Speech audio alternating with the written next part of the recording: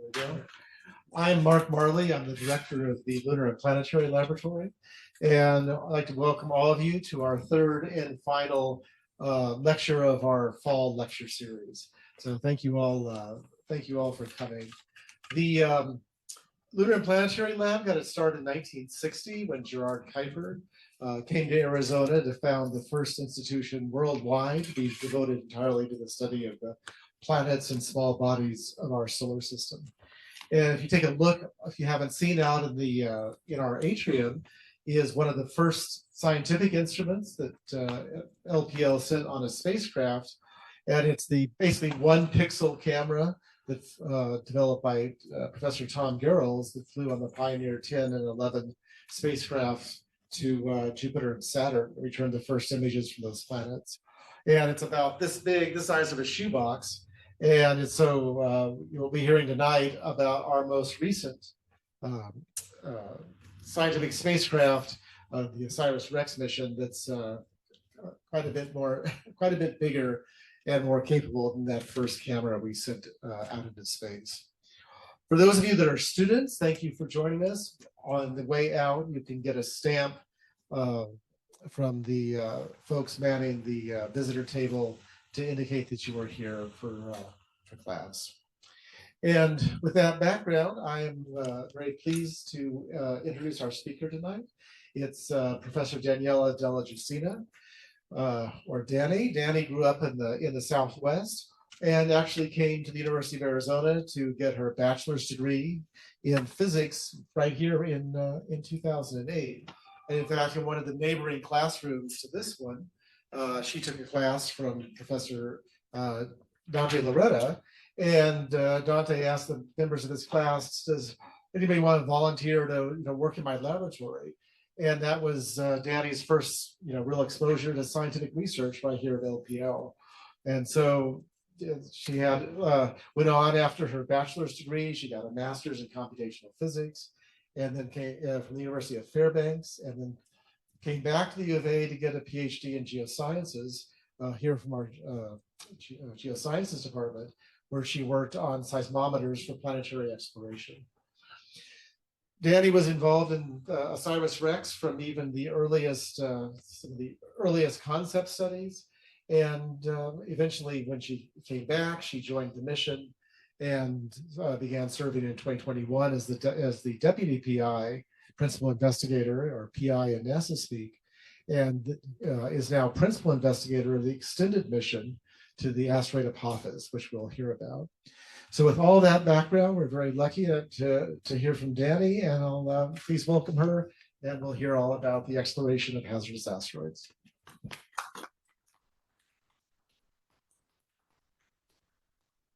you, Mark.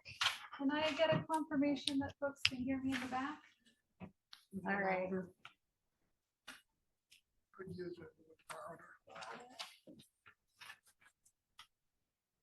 How's that?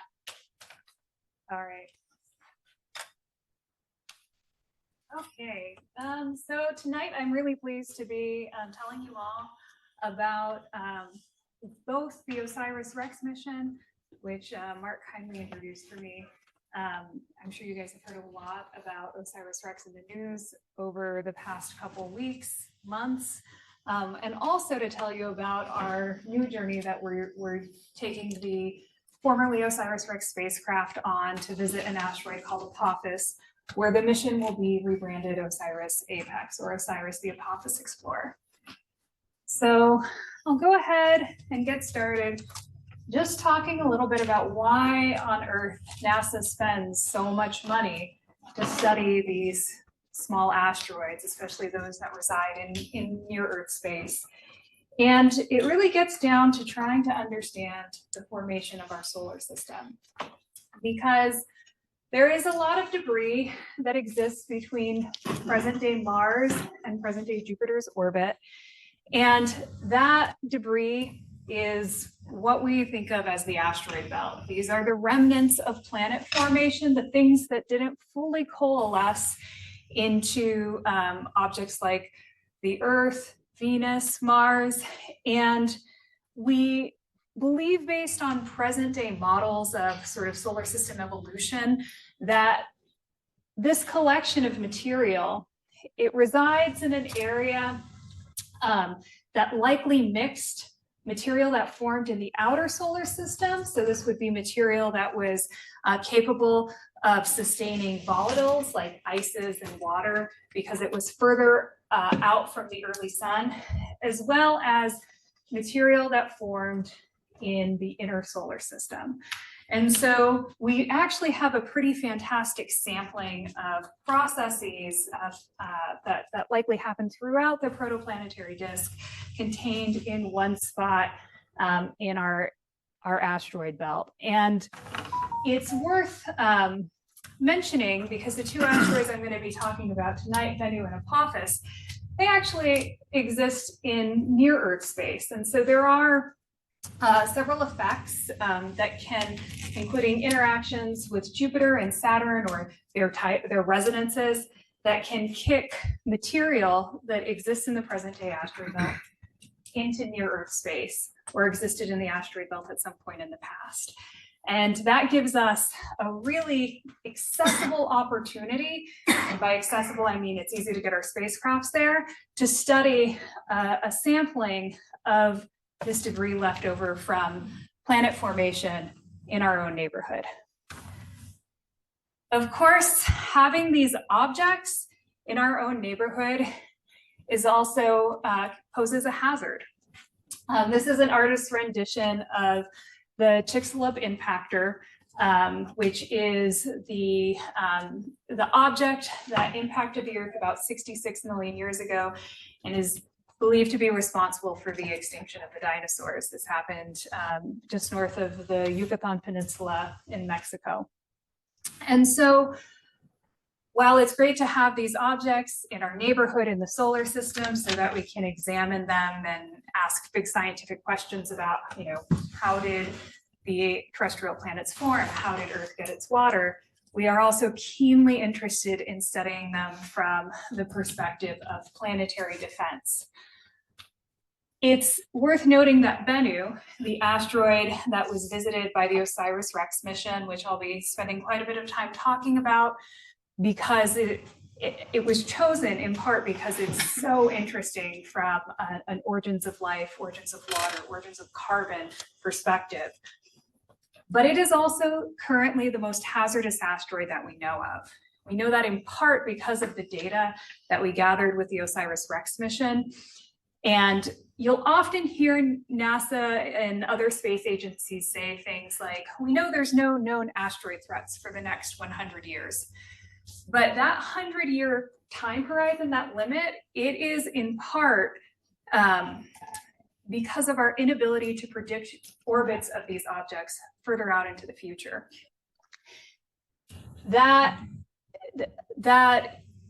challenge that we have with predicting orbits out into the future is it is largely due to the fact that there are some forces that operate on these very small bodies that are not just due to the gravitational pull of the sun and the planets. And so one in particular is caused by solar radiation pressure. It's like little solar sails are sort of acting on these small bodies and giving them some thrust in the inner solar system, especially.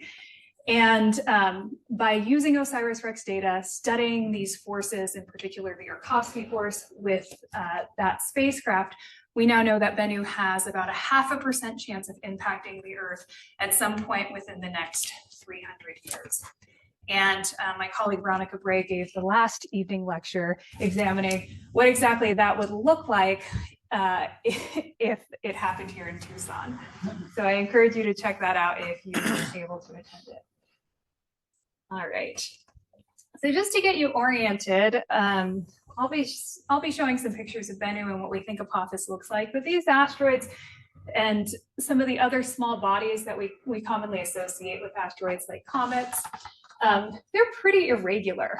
They have all sorts of shapes. And something that we frequently see in these objects, this is a primitive Kuiper belt object, so a small body compared to the planets, and likely also a remnant of solar system formation. But we see this sort of binary shape, or this two-lobe shape in many small bodies. something maybe analogous on Eros, definitely in some of the comets. Asteroid Itokawa, which is so small since all of these objects are kind of shown in their relative scale, has a great bilobate shape, but it's not very visible here. And this is of interest because the processes that result in the accumulation and accretion of debris and eventually build up into planets, we don't have a perfect understanding of them. And so when we see these bilobate objects, of which Apophis is, we believe, a bilobate object, we're keenly interested in examining exactly how these things form. But as you can see, asteroids take on a variety of shapes. They really are sort of the debris or the leftovers of these planetary formation processes. All right, so with all of that in mind, we set off to propose NASA's first asteroid sample return mission almost 20 years ago now. That was originally led by Mike Drake, the former director of LPL, and Dante Loretta was his principal investigator. On a very early incarnation of this mission, I was actually working as a student. It was just called OSIRIS then, not OSIRIS-REx. And we proposed to NASA to let us build this spacecraft, fold a bunch of instruments to it, but in particular, get a sample from it so that we could bring this material back to Earth to study in our most exceptional laboratory facilities. The importance of sample return has, there's a lot of reasons why sample return is important. It's not just so that we can study things here on Earth, because we have a great sampling of asteroids and other planetary objects, the moon and Mars, in our meteorite collection. However, our meteorite collection is in all likelihood pretty biased because it only represents the things that can make their way through Earth's atmosphere and survive. And in many cases, it sort of overrepresents the things that can survive for long periods of time, more stony, what we think are remnants of more stony asteroids, or remnants of the planetary cores of little planetesimals that have long since been destroyed by impacts and no longer exist intact in the solar system. We finally got a version of this mission selected in 2011. And by that point, we had really had the opportunity to build out the mission concept. It included a lot of bells and whistles. So along with the sampling mechanism, which you can't see here, but you'll get some pretty cool opportunities to see it in action in a little bit. We had multiple science payloads. And these science payloads are important because it means the spacecraft has a lot of value beyond just grabbing the sample. We studied the heck out of Bennu with all of these instruments. They included 3 cameras, SamCam, MapCam, and Polycam, which were built here at the University of Arizona, and 2 spectral instruments. So these are 2 instruments that allowed us to see at very high precision the reflectance or irradiance of Bennu at very high precision values in terms of wavelength, going from the visible into the far infrared. And so we spanned basically all the wavelengths from 5 microns from 0.5 microns to 100 microns. And then we had a laser altimeter on board contributed by the Canadian Space Agency. This allowed us to get a very detailed shape of Bennu. We were able to do a lot of science with our antennas, also our navigation cameras, some of the components of the spacecraft that we hadn't intended on doing science with necessarily early on. And so this is just a step through in time of the OSIRIS-REx mission. And so I will be spending most of this talk going through the sample collection and then what happened during sample return. But we launched in 2016 after getting selected and developing the mission for 7 years, from 2011 to 2016. And then we got to cruise, have kind of a quiet cruise out to the asteroid for about 2 years. And we arrived at Bennu in we say we arrived in 2019, but we could see it in 2018 as we were approaching it. And we sampled the asteroid in October of 2020. Most recently, as you probably saw in the news, our sample was returned in September of this year, and we are now going through this sample analysis period, which is, I'm excited to share some of the earliest results from our sample analysis with you tonight. All right, so here's what Bennu looked like when we got there. This is actually a sequence of images that were mosaicked together and then stitched into a video. And it looks kind of like irregular. It's not perfectly spherical. The overall dimension of Bennu from pole to pole is about as tall as the Empire State Building. And it's a pretty rocky and rough asteroid. And this is relevant because we did not expect this at all. We were expecting a very smooth asteroid with sandy material, and we designed a sample collection device with those assumptions in mind. So when we got to the asteroid, we were not so pleasantly surprised. But we were able to sort of pivot and develop a new way of evaluating sites on the asteroid that allowed us to eventually figure out what might be the best place to gather a sample from, and how, as well as the scientific value of that site. And we eventually chose an area called Nightingale. See if it'll come into view here. And it might be a little too grainy, but it's around this band. It was in the high latitudes, around 60 degrees north. And it was the best spot in terms of what we called sampleability. So this is a mosaic map of Nightingale. Sampleability, meaning that it had enough small particles that we were confident we could ingest something. And it was also, like I mentioned, at a northern latitude. It was not right at the equator where it would have experienced the most direct sunlight. And so we were confident that if there were organics present on Bennu, and some of our spectral instruments indicated there was signatures of organics, that they would be better preserved at these higher latitudes where temperatures were a little cooler. And that is one of the things we were most interested in obtaining with this sample, is some carbon-bearing material. Bennu in particular, out of all the asteroids in near-Earth space, is one of the darkest objects that we've observed. And we knew this going into the mission. It was first observed with ground-based telescopes in 1999.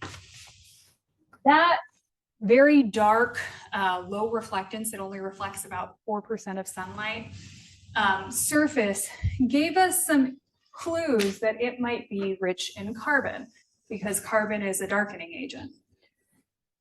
When we look at carbon-rich material in our meteorite collection, we often see that that material is also chock full of water-bearing minerals like clays and phyllosilicates. And so we fortunately were able to confirm that that was also true on Bennu using our remotely sensed data from our spectral instruments. So going to this site in particular, it had great indications of the presence of organics. We felt like we could survive in this spot. It also had strong water indicators. And so we were stoked. We were really excited. We had to develop some new bells and whistles on our spacecraft, because as you can see, there's a lot of tall boulders around here. These boulders are about 2 stories high. So not something you want to accidentally run your billion-dollar spacecraft into, but we figured out a scheme. And this is what we thought that would look like.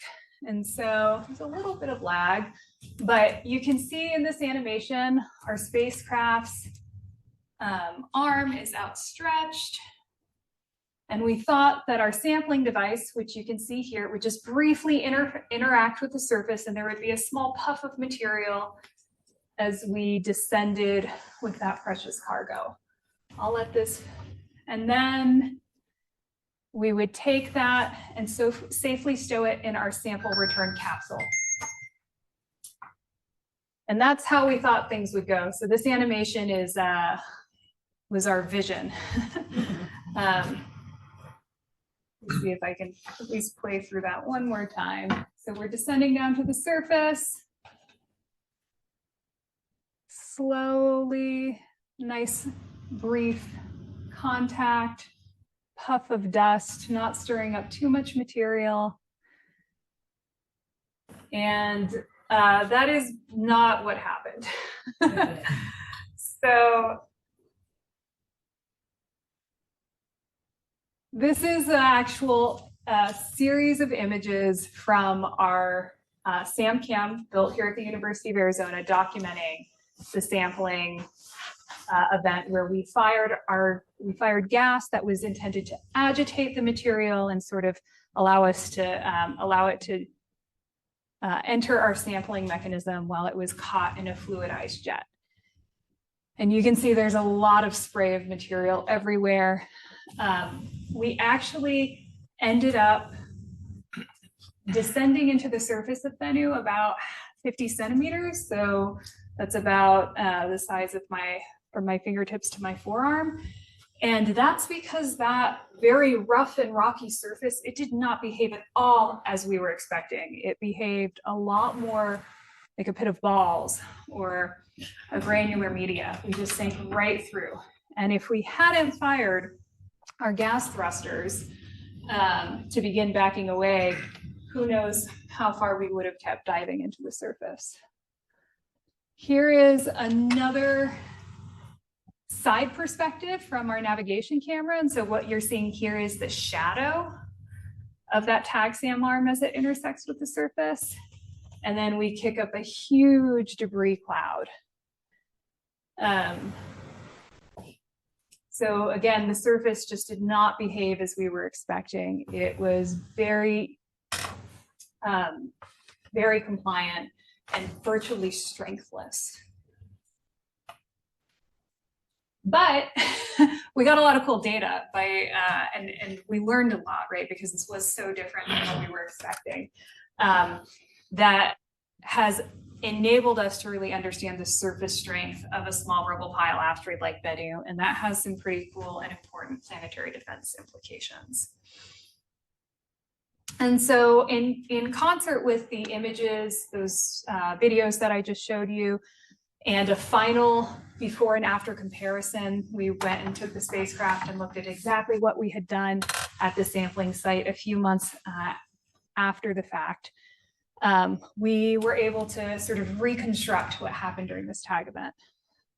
So you can see this rock here, this is in the before, that's scattered over here. And there's just a lot of surface change in this pre and post set of images. One of those more noticeable changes is that the surface got quite a bit darker. So we think maybe we agitated some of that subsurface material that came up and deposited in this crater that we formed. And perhaps it's more carbon bearing or more rich in organic matter, and that's responsible for the darkening. So I love this because our colleagues at Goddard Space Flight Center, after we reconstructed our tag event, they put together a new animation that's intended to show exactly, well, not exactly what happened, but a more accurate representation of what happened. And you can see we're just diving into the surface and we're kicking up a ton of regolith, and we need our thrusters to fire in order to get out of that mess. And it was a really fantastic serendipitous science experiment that we plan to repeat with the spacecraft at Apophis. It's worth noting that our thrusters also kicked up a lot of material too, which is, again, not something we were expecting. They weren't well highlighted on that first animation. All right. But that's not it. you remember from our original conception of how things would go, we thought we would safely sample and then stow our sampling mechanism. And what we discovered in our initial images where we took our sampling device post interaction with Venue and examined it with our SAMCAM is that we were leaking material everywhere. So this was before we stowed the sample, and we were just getting some confirmation as to whether or not we had collected any material on these little steel Velcro pads. And we indeed collected a lot of material, but it was rapidly leaking. And we think we identified the culprit, which was a rather large particle, pebble, rock, however you want to think about it, that was jamming open the throat of our sampling mechanism. And so we expected that material would get fluidized, it would come into our sampling mechanism, and there was a one-way gate, so to speak. There was a little mylar flap that was supposed to close, but this rock was stuck in there and probably responsible for us losing a lot of material. So we made the decision to very rapidly stow the sample. We had planned to move the arm around a little bit and figure out, based on a pre and post comparison of how easily that arm moved, we could figure out the moment of inertia and get at an estimate of the sample mass from that. But we nixed those plans. We rapidly stowed the sample. Here's footage of that from our stow camera. See it going in. Little particles continuing to fly. And then we put it to bed, closed our sample return capsule, and got ready for the journey home. So in September of this year, we finally made our way back to Earth and were able to drop off that sample return capsule. And what you can see here is a video from our navigation camera of just that. So that is sample return capsule after it had been cut and dropped from the spacecraft. This little crescent here is the Earth. And you can see it just, slowly falling away. There was no guidance on this sample return capsule. It was pulled into Earth's gravity well and fell ballistically to the surface. And there was a number of steps that had to go right once we made our way back to Earth to ensure that the sample return capsule could be released, and those all went off without a hitch. And here is actually some footage from some colleagues of ours at the University of Tokyo of the sample return capsule making its way down to Earth and tracing out through the night sky. So the sample return capsule landed in Utah on September 24th. I was not in Utah. I was with the spacecraft team at the control center at Lockheed Martin in Littleton, Colorado. And so I was up at 4 a.m. when we made the call to release the sample return capsule. We had to have our battery voltages power up to the right level. And I have to say, watching that voltage curve slowly creep up, we hadn't turned on these batteries before. They had to depassivate in order for us to release that capsule. It was that was a very long 2 minutes of my life. But then everything seemed to go exactly to plan. And so at that point, it would take another couple hours for the sample return capsule to make its way down to the ground. And our team in Utah had prepared for months in order to go and get the capsule right after landing. There was a temporary clean room set up at this facility at the Utah Test and Training Range. This is in the Great Salt Lake Desert, where our team was going to quickly get the return capsule into and begin making sure everything was kept pristine, because a big component of the OSIRIS-REx mission has been delivering a pristine sample with minimal contamination for further study. And this is the footage of that capsule from the Utah Test and Training Range making its way to the ground. And so you can see it here kind of tumbling. And I don't have audio on here, but what you would hear right about now, if there was audio, is that we were expecting a drogue parachute to deploy to slow down the capsule as it made its way, to kind of take the initial shock out of the system so that it would have a more gentle landing. The drogue parachute was one of two parachutes. The second was called a main, and the main is what would really arrest the fall after the initial shock had been taken out, so it slowly descended to the surface. But there is not a, you kind of see the capsule come in and out of view, but there was not a drogue that was visible. Eventually, we did see our main, and that is what you can make out here. The screen's jumping around a little bit, but it was this orange and white colored parachute that was responsible for taking up the final fall and slowly decelerating the capsules, slowly decelerating the capsule. And so luckily, our main went off and we clearly saw it. And since then we've been investigating what exactly took place. And we now know that all of our parachutes went off in sequence, but the timing is still something we're working through. But all is well that ends well, because the capsule landed, didn't roll around like previous sample return capsules have, just perfectly. It was pretty close to a road. You can see the parachute here. And our recovery team and environmentalist sampling team were able to take a helicopter ride to go collect it. And everything was just perfect. So a couple of heart beating minutes, but everything turned out well. So after gathering some environmental samples of the region around the capsule, it was transported by helicopter. This is Dante, the mission PI. He was one of the first people on the scene to gather those environmental samples.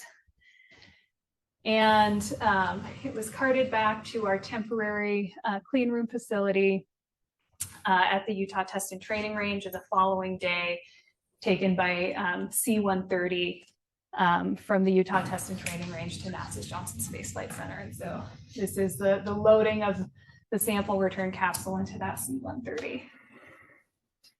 Once it arrived at Johnson, folks got to work pretty quickly on disassembling that sample return capsule. And what you can see in this image is this is our removal of the back shell. And there we have our old friend, the TAG SAM touch and go sampling mechanism head, which we were very excited to see. This is a picture of Dante just ecstatic after we got that cracked open from the observation deck. So I'm here in this picture and Dante is very happy. And once we got it open, this is what we saw. So at first glance, a lot of material on the perimeter of this braided area, which kind of represents where the capsule had closed. This is all Bennu material. And so in all likelihood, as the capsule was tumbling on its way down to Earth, things got a little shaken, and we got some sample that made its way into the, this is the avionics deck of our sample return capsule. But there was still plenty in here, and that's what I'm excited to show you. So just a little bit of a close-up, you can see just how messy things got. Little Bennu dust smattered everywhere. And we actually were excited to see this much sample on the avionics deck because we had a deal with our curation team at NASA Johnson that we could begin doing some quick look analysis on this sample. And here's what it looks like under the microscope. So our earliest analysis of the sample shows that we got everything right from the perspective of tying our telescope observations on the ground when we picked Bennu to the remotely sensed data that we gathered from the spacecraft to now. It is chock full of clay material, these little wispy signatures that you can see in this electron microscope image are from phyllosilicates or water-bearing clay minerals.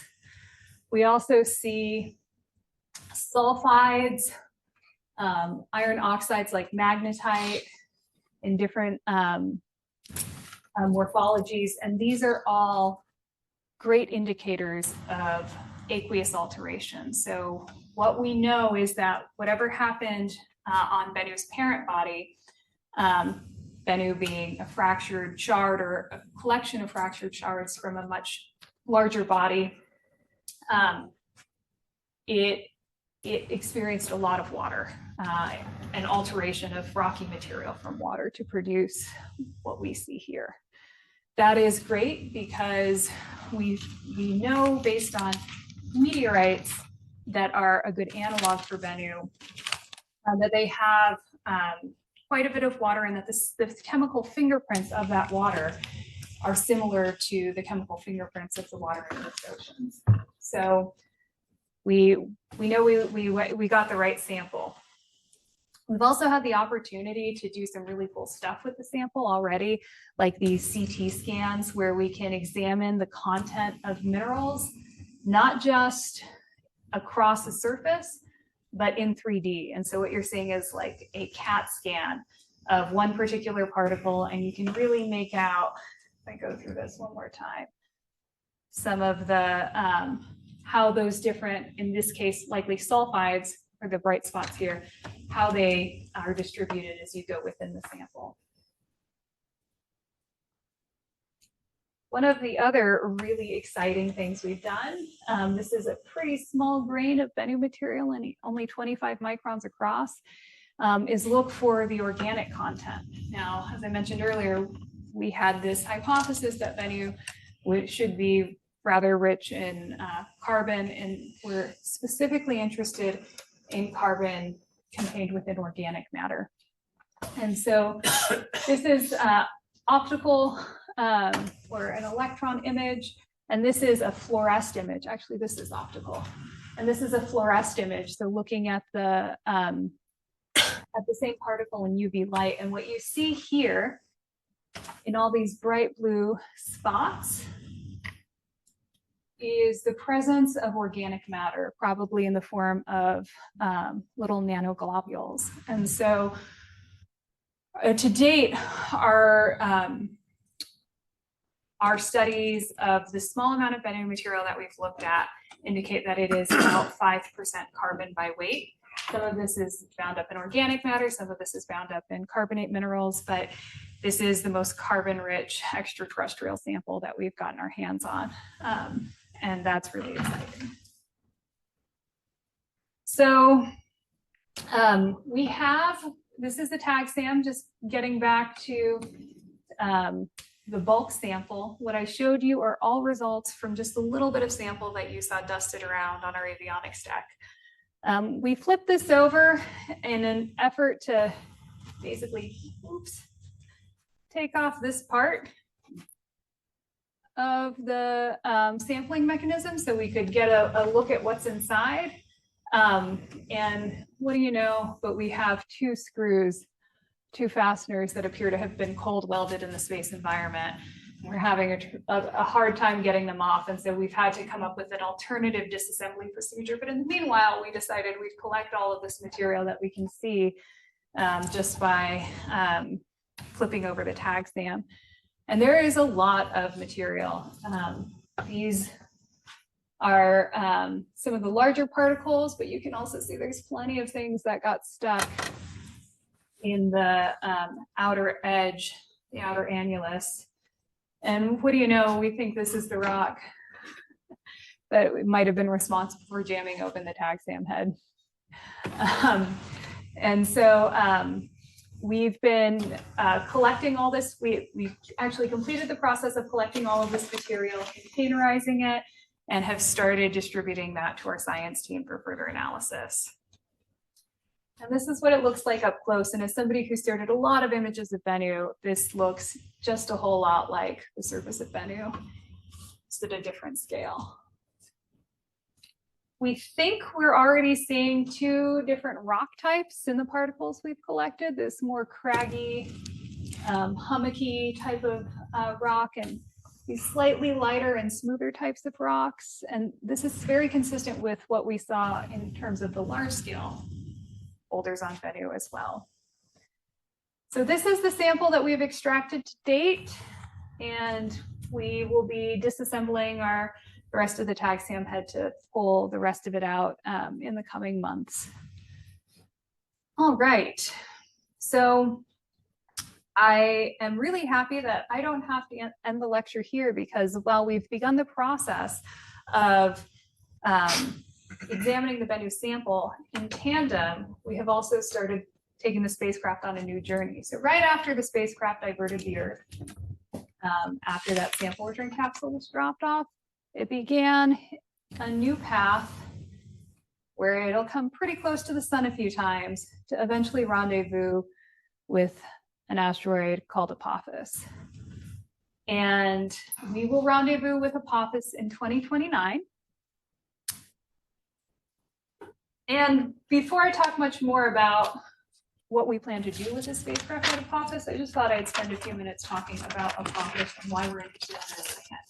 It's not like Bennu in that it's carbon-bearing and potentially rich in water-bearing minerals. It's likely a much more rocky object.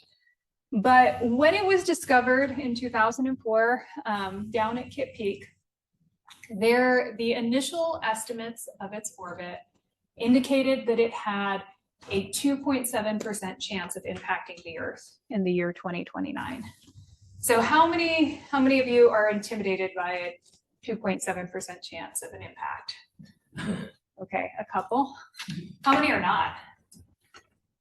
Okay, so researchers at the University of Padova estimate that in any given year we have about a 2% chance of experiencing a global pandemic.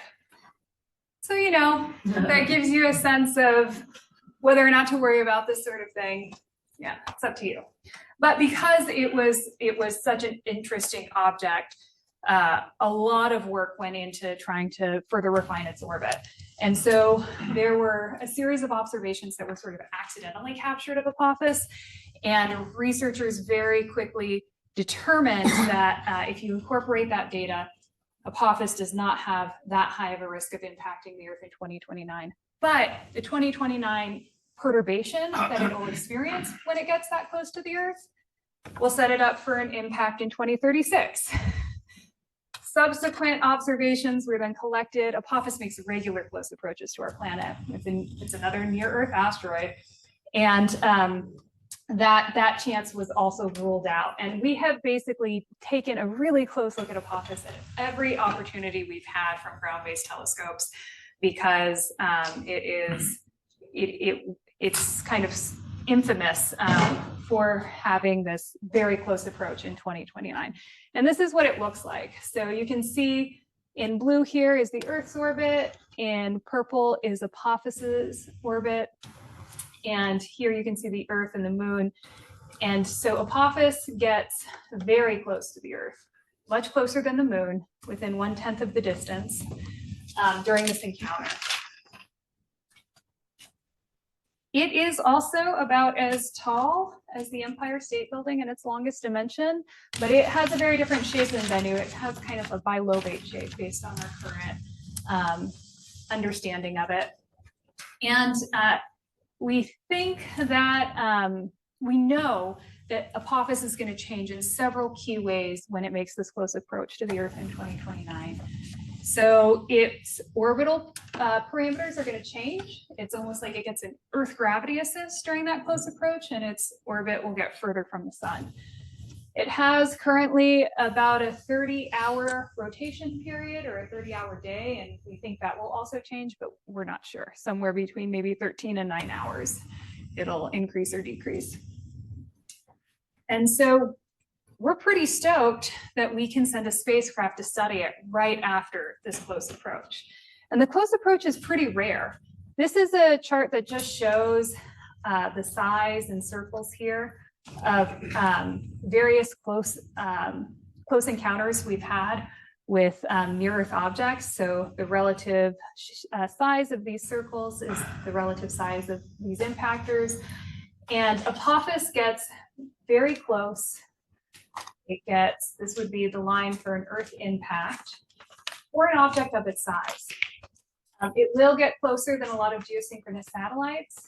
And something like this only happens about once every 7,500 years. So it's pretty unprecedented on human timescales. During this close approach, you'll be able to see it with the naked eye in parts of Europe and Africa.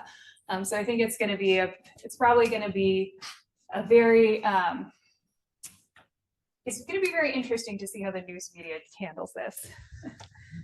So as I mentioned, we're sending our spacecraft there, and we have three main goals with the OSIRIS-APEX mission to study Apophis. The first is really to understand how a major tidal interaction with between an object like Apophis and a big planet like the Earth will affect this small body. We anticipate these types of things happened a lot, especially early in the Earth's history.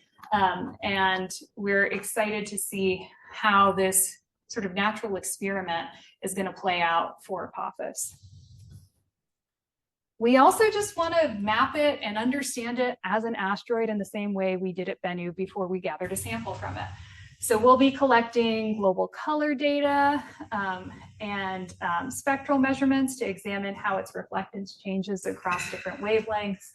This is really comparable to a lot of the work that we did at Bennu, and it'll give us a better sense of what asteroids like Apophis that are more stony in nature versus asteroids like Bennu, which are more carbon-bearing or carbonaceous in nature, how different they are and how they relate back to asteroids in the main belt, as well as meteorites on the ground.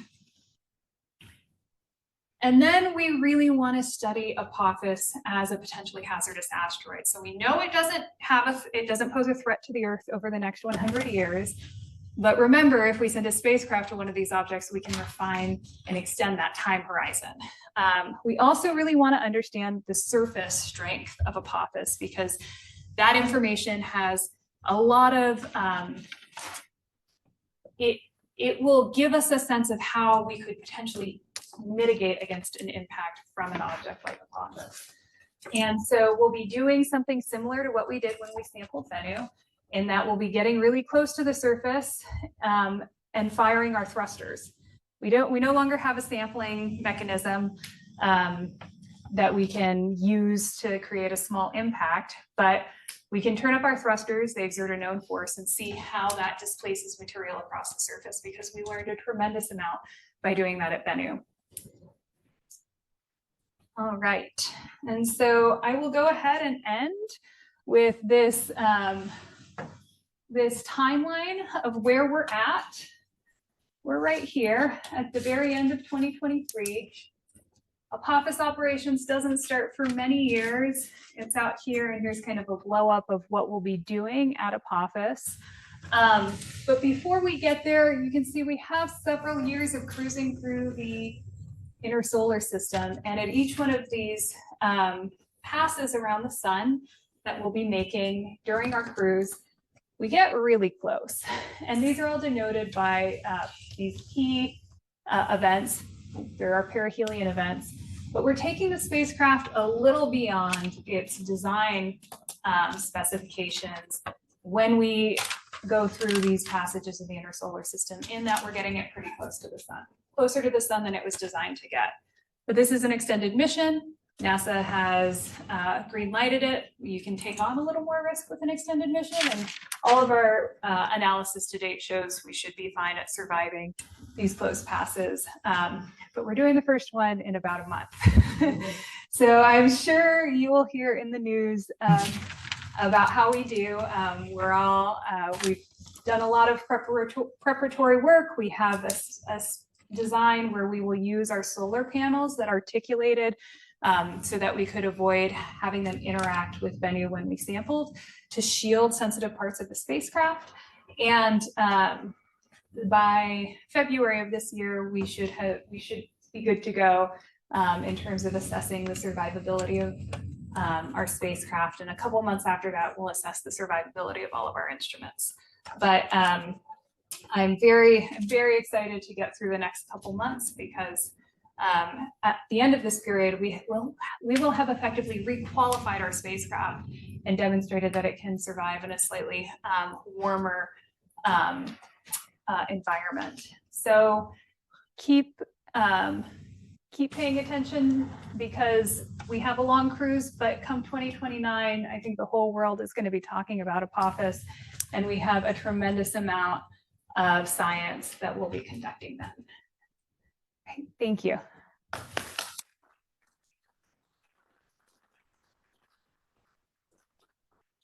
Thanks, Dani, for a great talk. If you're online, please go ahead, and if you have any questions, type it into the Q&A, and we'll get to those in just a second. Do we have any questions from the audience in the room? Right. So I understand that materials heavier than helium are distributed in supernovas, and I gather that's in the form of a gas. Talk about current theories about how we get from this elemental gas to a rock.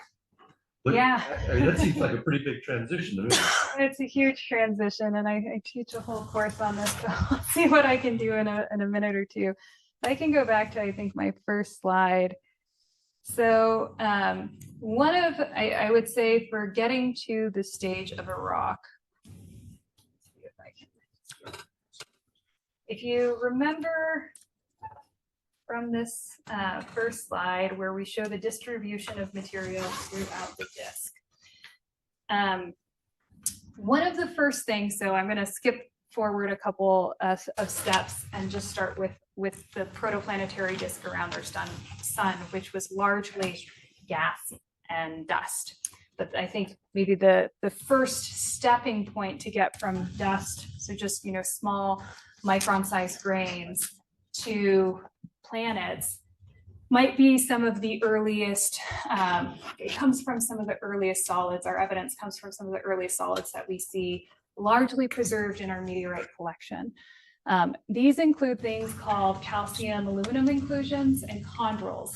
And we think these things formed because we had a very, I don't know if angry isn't the right word, we had a very hot and violent environment in the early solar system where potentially our proto-sun, so our early sun, was flashing X-ray flares and ultra hot flashes of heat that would allow these grains of material that were just dust to flash melt.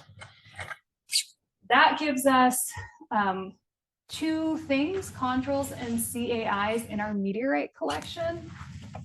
Chondrules look sort of exactly like what you would expect if you saw dust flash heated. They're almost like perfect spherules, but they're very small. And they're a very high temperature forming minerals. CAIs are also had to have formed at very high temperatures.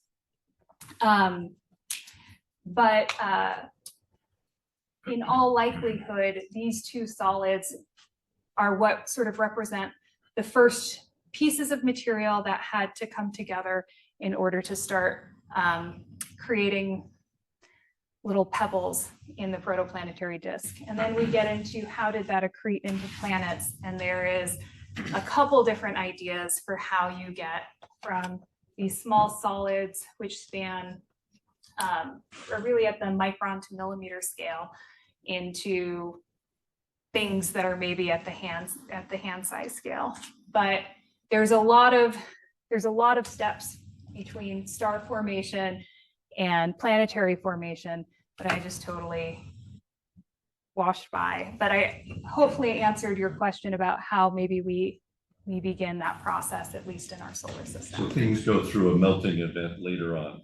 Yes. A lot of that dust will go through high temperature forming melting processes that allow some of those initial grains and solids to form.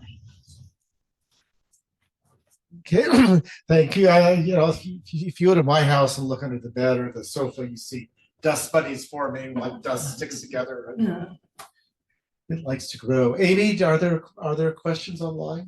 Yeah, there's a couple questions. The first one is, assuming the splash collecting of the sample was equal, the inner sealed sample should be pristine. However, the surrounding unsealed samples also collected were probably studied first. Being that the outer samples experience different environmental states on the return trip, will there be a comparison chart on the sealed sample results and the exposed sample results? And so I am going to make an assumption here that by sample, kind of what we're getting at is the material that's in the tag SAM versus the material that's on the avionics deck. And so it is worth noting that we already do see some differences between these samples, mostly in the form of contaminants, which is probably not surprising. So because we looked at we did some of our early science with this material, and it took us a while to crack into the tag SAM. We have seen some things. They include glass fibers that might have come from this filter on the tag SAM. There's a couple of different candidates for where those might have come from. We also saw some unusual things, some big chunks of magnesium phosphate, which we don't think are native to Bennu, and we've been conducting tests to confirm that.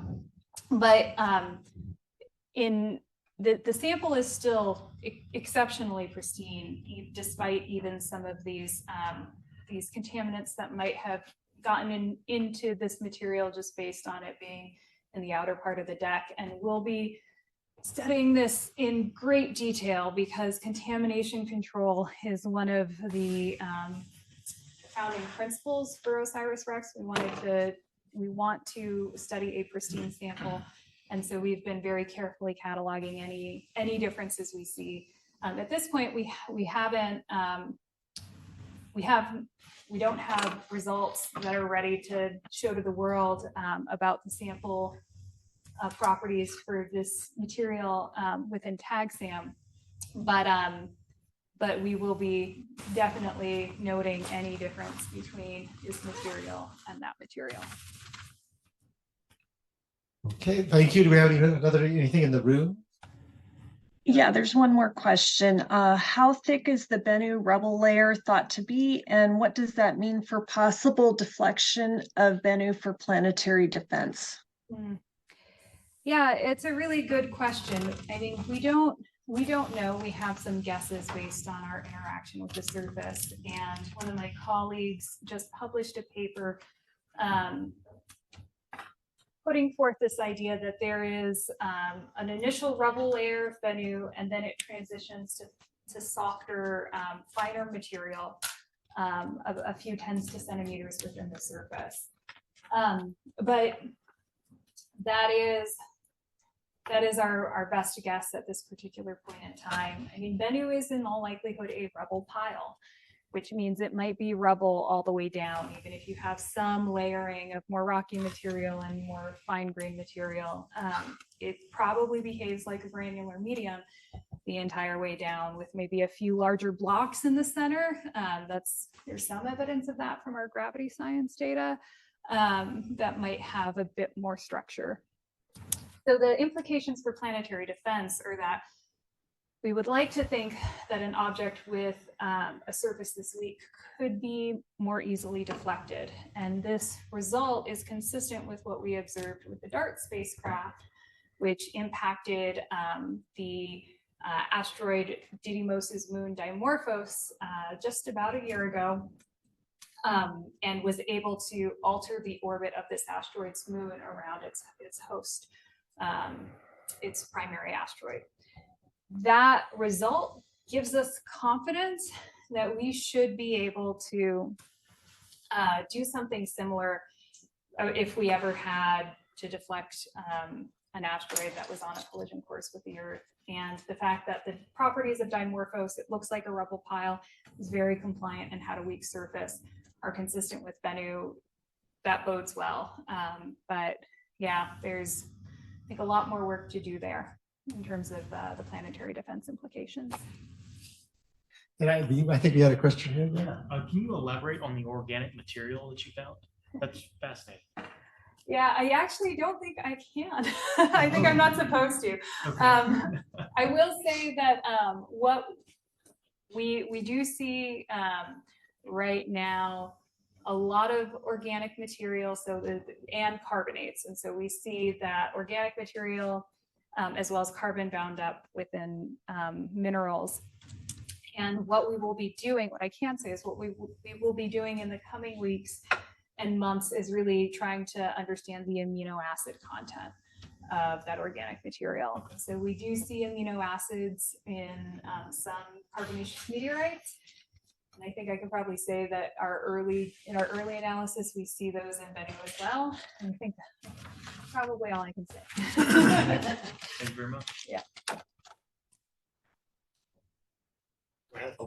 Okay, I've got two questions. So the implications, the defense implications for a more rigid asteroid, what would that be? I mean, is there a feeling that they couldn't be pushed away, or?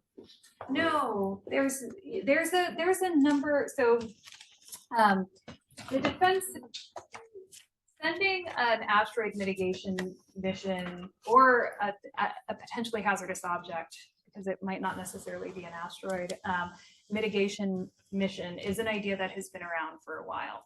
And there is several different potential mitigation techniques. So those include things like what I referenced, the DART mission, which is a kinetic impactor, where you just ram, in the case of DART, you just ram a spacecraft into an object and you try and knock it off course.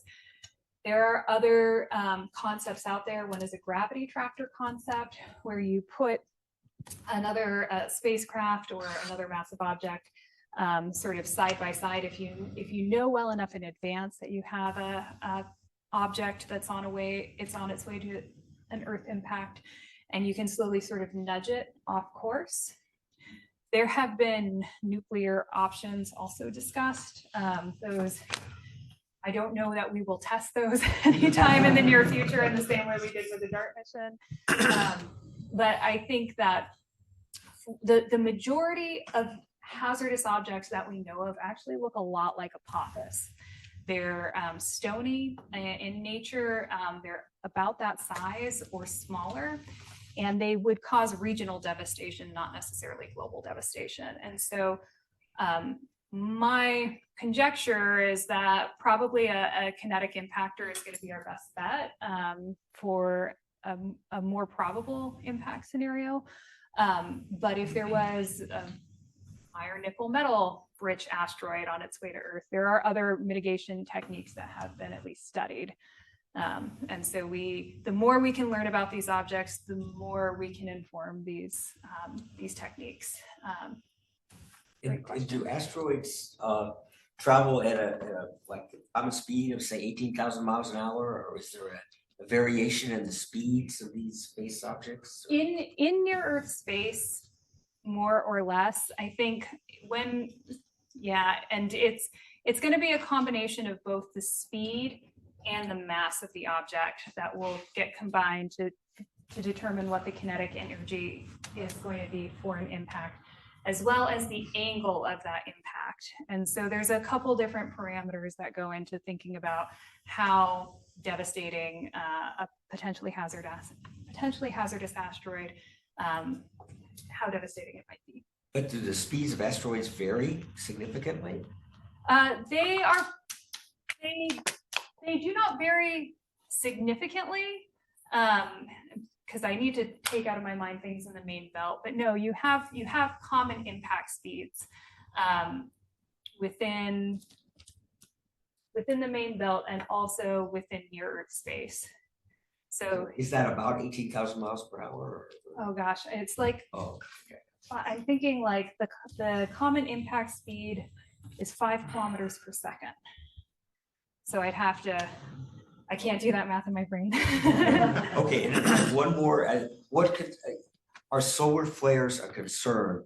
Is your orbital gets closer to the sun, is that more and more of a concern, solar flares? So we do monitor for CMEs, for coronal mass ejection events. We are not necessarily concerned. We will monitor for them whether we're close to the sun or further from the sun, just because that can interfere with our spacecraft electronics. But it's not a huge concern at this point. It's something we already monitor for. The bigger concern is definitely temperature. Well, I think we're gonna put a stop to the questions and thank Dani again.